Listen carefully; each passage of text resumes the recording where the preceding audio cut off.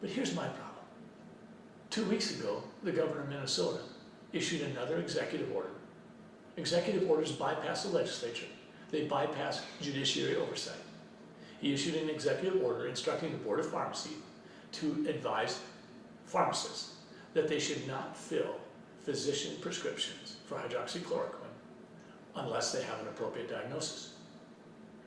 I was struck by the word appropriate in the executive order. He didn't say indicated diagnosis, because that would have been very clear cut. You would be looking at lupus, malaria prophylaxis, and rheumatoid arthritis. He said appropriate. That's mushy.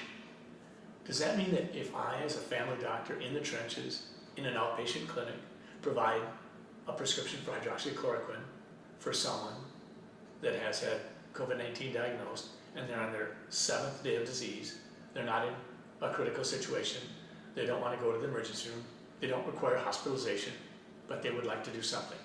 They would like to do something rather than just wait it out. They don't want to wait until they get better or wait until they get worse and then land in the hospital. So what we were told was pharmacies are not going to fill these prescriptions that I write unless I give an appropriate diagnosis. And so I made some phone calls to pharmacists. If I write a prescription for 200 milligrams of hydroxychloroquine twice a day for 2 weeks, are you going to fill it? And the pharmacists that I talked with said no, they probably wouldn't, because they're frightened. A lot of physicians aren't going to write the prescription because they fear for their medical license.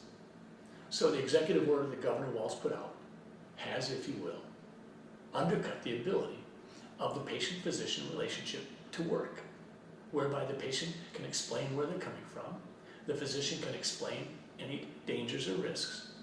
And by the way, I think hydroxychloroquine as a drug that's been around for years is a safe medication. Are there issues? Sure. But if you want to look at potential risks of the medication, go on the internet and read about the potential risks from Tylenol. You'll be stunned and you may never take another Tylenol tablet. But here's the deal. Why doesn't Governor Walz tomorrow give us an executive order and tell us when we should use a ventilator? Because we saw the death rate go from 40 to 80% in New York. Is he going to tell me that I can't use budesonide and dexamethasone steroids in the inhalers that I prescribe for my asthmatics and for which I have prescribed for decades? This is a slippery slope when politicians and bureaucrats and intellectuals in the ivory towers decide that they can tell us how to practice medicine. 40% of prescribing drugs by physicians is off-label. Flomax is used to shrink the prostate in men who have a large prostate, impacting adversely on their urinary habits. But you know what? I use Flomax all the time, off-label, to help both men and women pass their kidney stones spontaneously so that they don't have to go to surgery. Is it indicated by the FDA? No.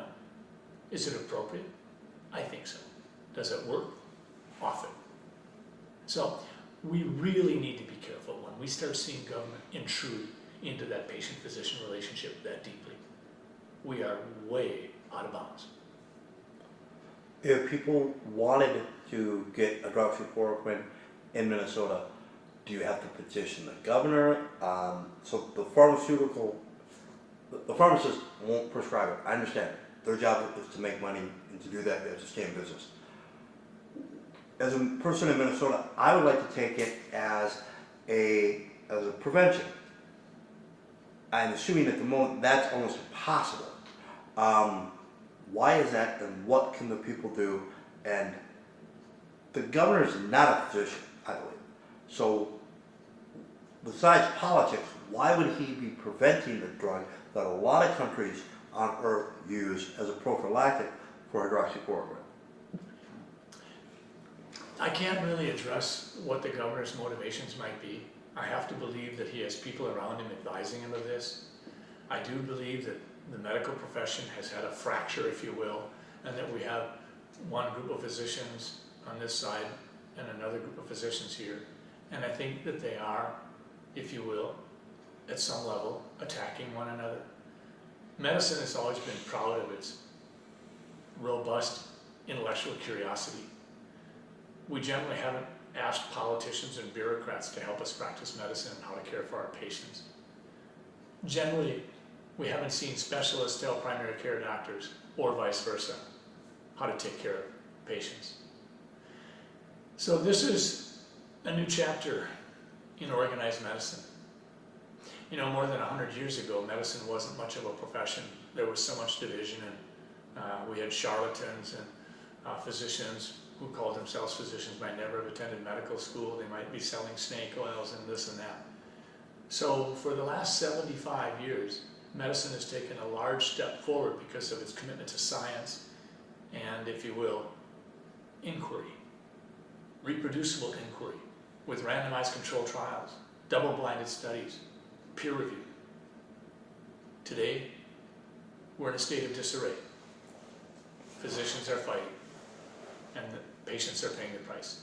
But to get hydroxychloroquine in Minnesota, I don't have an answer for you. I'm sorry.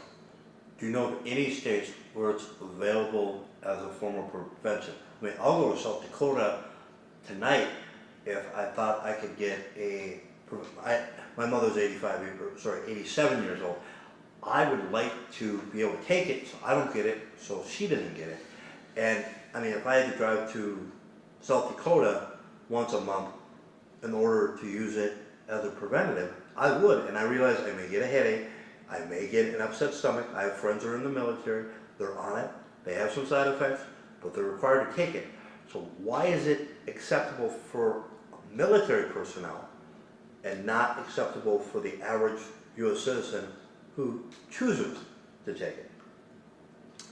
The question being, why is it acceptable over here but not here? I think it has to do with who's making the rules. In the military, they may be making rules based on overarching concern for their soldiers' health. They may be making rules and policies based on the data that they've seen. Today, I think we're seeing politicians make rules, sometimes because of politics, sometimes because they're ill-advised, and sometimes perhaps they're receiving good advice. I don't know. But I decline conjecturing about someone else's motives. I can't get inside someone else's head. Would you recommend the president make hydroxychloroquine available over the counter temporarily for this emergency and require every state sell it in order to remove the liability and the bullying and intimidation from doctors and pharmaceutical providers? Because at the moment, I mean, you were investigated over a related issue, but this bullying, doctors, I mean, you don't want to lose your license because you're trying to save your patients. A lot of other countries have it as an over-the-counter treatment. Turkey, India, a lot of places in Africa. If this wasn't political, I would agree that a doctor should prescribe it. Well, I think you were at a break point there. That was okay. So let me go ahead and I'll just take it from there. Still, the camera's still going? Yep. Yeah.